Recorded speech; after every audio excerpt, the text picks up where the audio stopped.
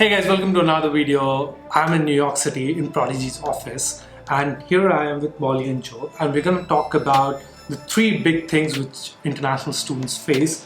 Basically, like from the inception of the idea to coming here, how things can be made easier, what are the problems students face, and how every single year there are students who are going to ask the same questions, how we can avoid that in general.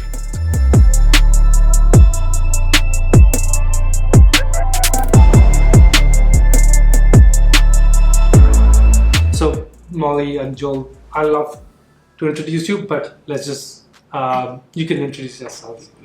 Thanks, Parth. I'll start. My name is Molly Deneen. I've worked here at Prodigy for 3.5 years. I have the great job of actually getting to work across our 200 plus universities that we support. I kind of work with the university side, so university relations. On those campuses, we've supported about 14,000 plus students and counting. Great, and I'm Joel. I was fortunate enough to be one of the first Americans here at Prodigy to help launch Prodigy Finance at U.S. schools. Probably had the opportunity to work with many of your seniors who may have come in maybe 5-6 years ago.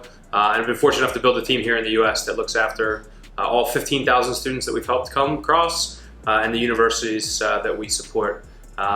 Huge fan of using content to answer your questions. I think there's no better way than learning from those who have come before you. But I would also always recommend to challenge what you hear, and I think that's some of the things we're going to talk about today. Is that part of your videos are amazing. I think a lot of people come to them, but I think it's important for each person to find what works for them. And so, just listening to one voice sometimes is not enough. If you're going to run an experiment, you want to run kind of multiple inputs. And I think for an important decision like studying abroad, you want to make sure you have all the information so that you find the right school for you. The first thing would be, you have seen a lot of students making that transition. You have seen a lot of students in the pre-admit process. What do you think are like the biggest problems which students face every single year, and how they could themselves solve that problem? Like, what do you think about that? Yeah, thanks, Parth. I think one of the biggest things is kind of narrowing your search. As opposed to looking at the full possibilities of programs and of universities out there that might fit you, and in fact might fit you best. And sometimes those aren't the absolute top tier rankings. Sometimes they are, but what I would say is to not limit your search. I think what we have found in working with students across programs is that when you research a program, you want to look at it more than just the rankings. The second thing you want to look past is just the one or two people you might know, either personally or through social media or any other capacity, to look at the actual programs themselves, the career outcomes of those programs, the international student experience at that campus, even the type of campus that you would like to excel in and live in. Do you want to be in a big city, or would you prefer to be in a more intimate campus where you might have a better sense of community? Are you looking at kind of what are the possibilities and careers coming out of that program? Not just what are the test scores I need to get into this, or who do I know who has gone through this program, but rather where do those students place? And in particular, where do those international students place? And so I suppose in researching your options, if you are one of those pre-admit students, think about widening your university before you start limiting it. In addition, I would challenge you to look at the program and look at the program directors or your admissions contacts as a great source for information. Not just in the prefab videos that they have and or the materials they're sending you, but also in things that might not be written on there. Make sure that you're demonstrating your interest for the programs that you're in. We get to work across a lot of different universities, and admissions folks love hearing your demonstrated interest. It's not a burden for them. Instead, it's actually helping you stand out as a candidate. So ask, what are the international career placements for that program? Ask questions that you might have on your mind. Ask to get connected to somebody in the program, or find somebody yourself on LinkedIn who's gone through that program. So really what I would say is take kind of what is easy to digest, which might be the information that's getting pushed out by the university, and or might be the rankings, and somebody you know, but also challenge it, as Joel phrased. I think it's really important that you make the information, rather you make your university list as wide as possible. And then as you're starting to kind of whittle it down to see what your best fit is, that you're challenging that as well. And that will not only do you well in finding your best fit, but also setting you up for success in that application process.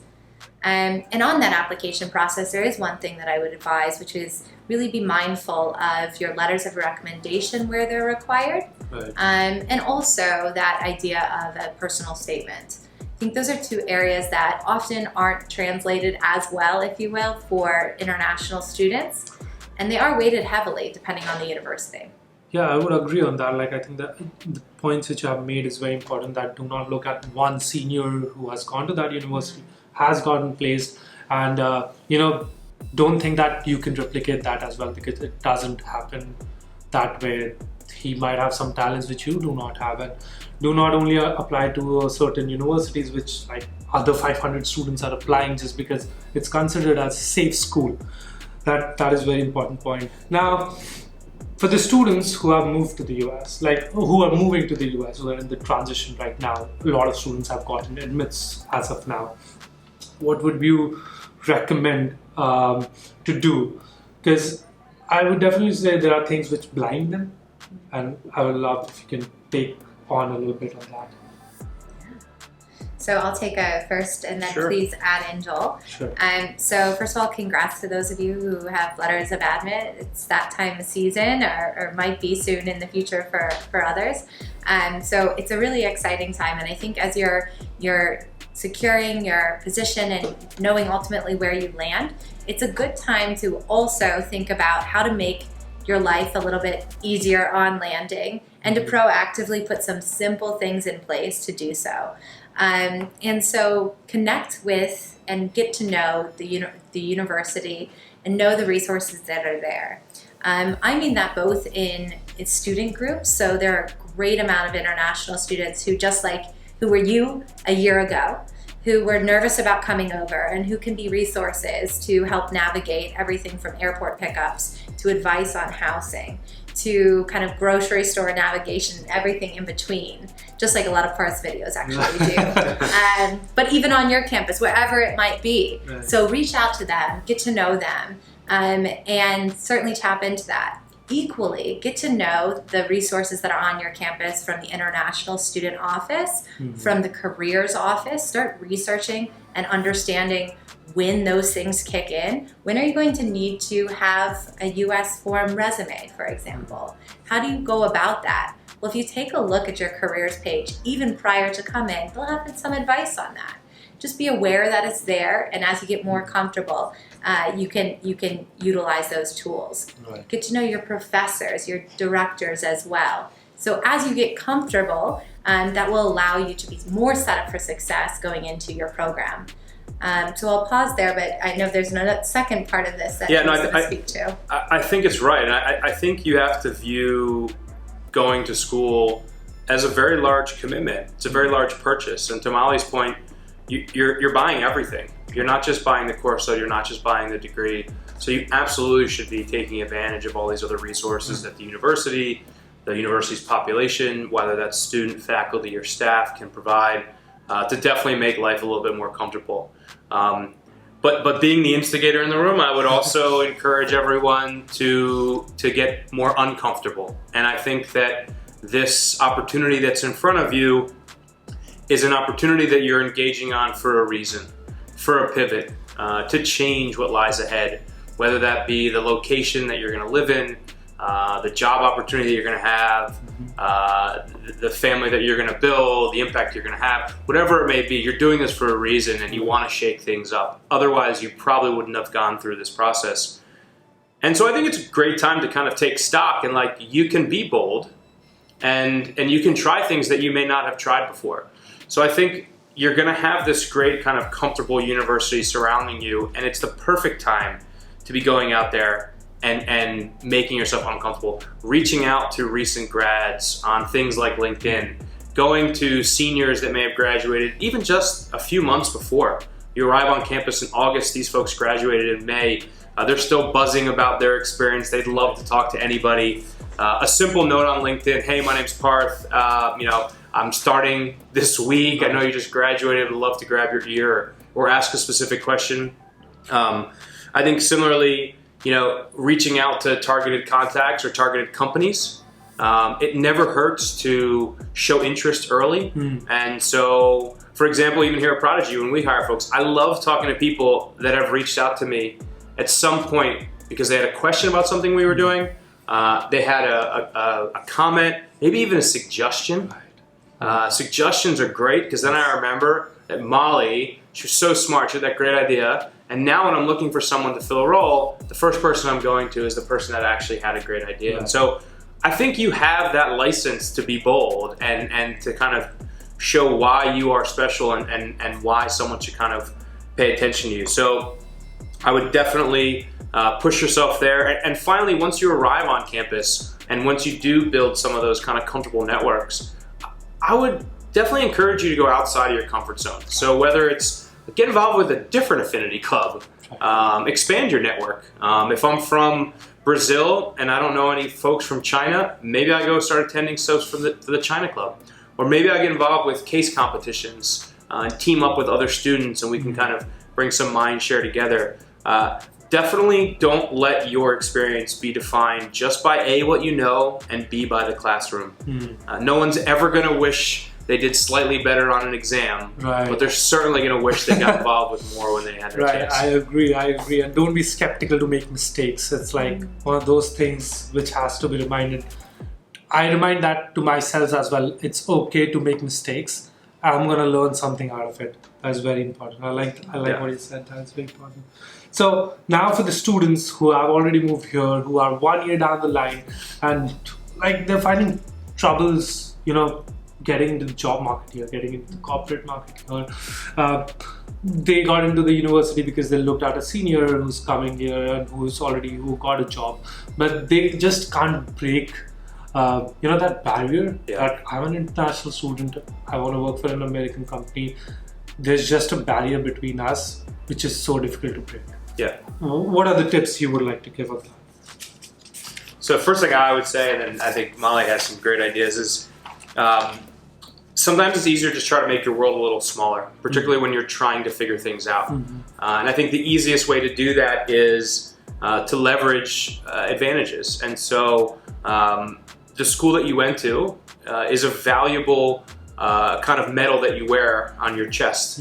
And so I think you should use that to reach out to folks who may have graduated from your institution, either in the desired role or similar roles. I also think it's important to go through organizations that you're trying to join and see who are alums of these schools. There are many organizations where either the owner or the hiring manager at a larger company maybe only hires folks who went to UC Berkeley because they're a huge alum and they really like to go every year and hire 5 more people.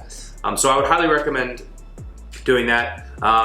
Also, if there's a role that you're looking for, and there's a role around that of somebody who went to your school, and kind of use that as a way in. There are definitely kind of alumni chapters within every city of the school that you went to. So I'll reach out to them and they may know.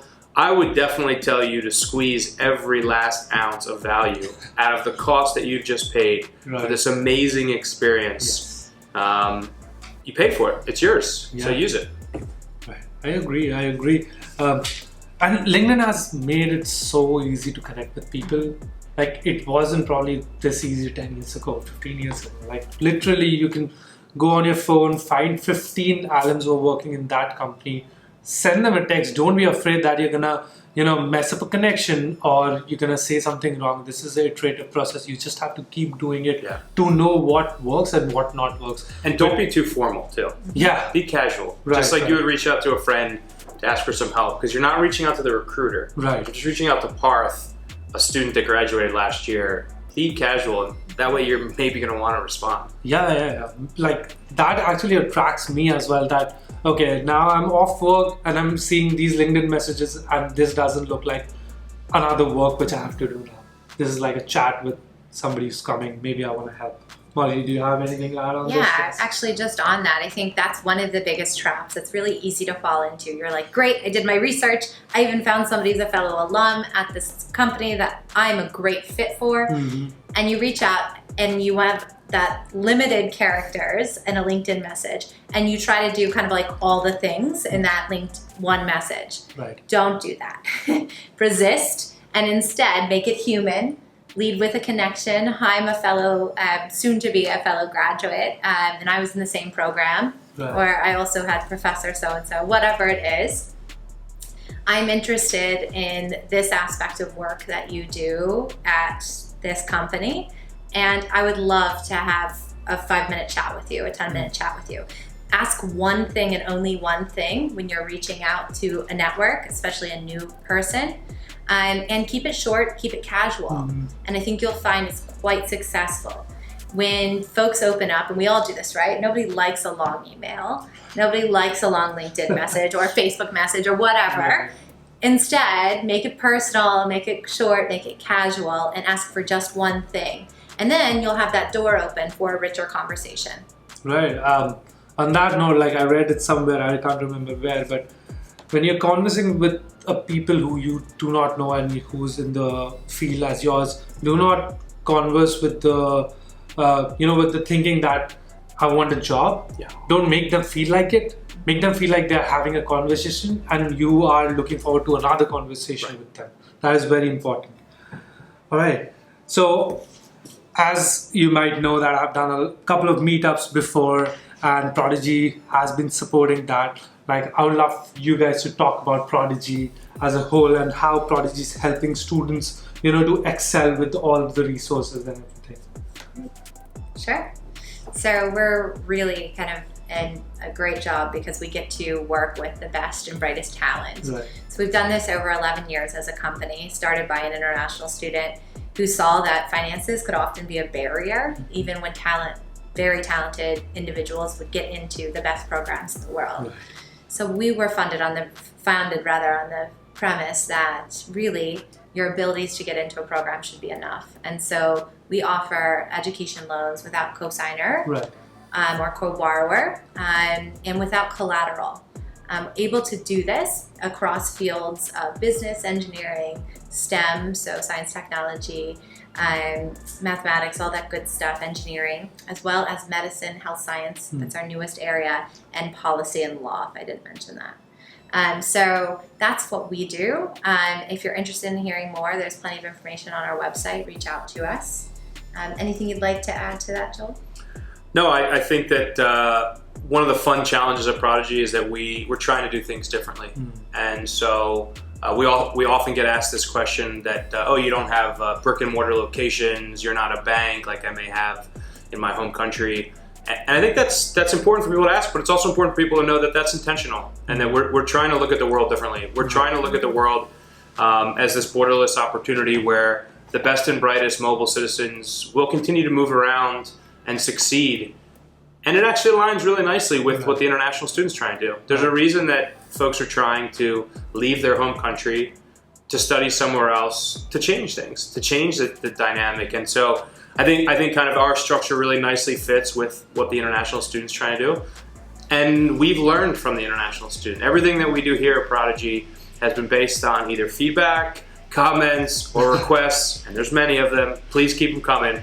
But we seriously take that to heart. So this company over the last 11 years has really been formed by feedback from international students. So whether you're giving Parth comments on the video or reaching out directly to us, we'd love to hear from you. Thank you. Yeah, I don't even have to mention it. I'm going to leave Prodigy's link in the description so that you can check it out. All right, that is it. Thank you, Joe and Molly. Thank you so much for doing this. Thank you for inviting me to the New York office. I really love this city. It's like, every corner is a filming location and that just blows my mind. So thank you so much guys for watching, and until then I'll see you in the next one. Thanks. Thanks. All right guys, that was great. Good. Bye. Bye. Oh, yes. Bye.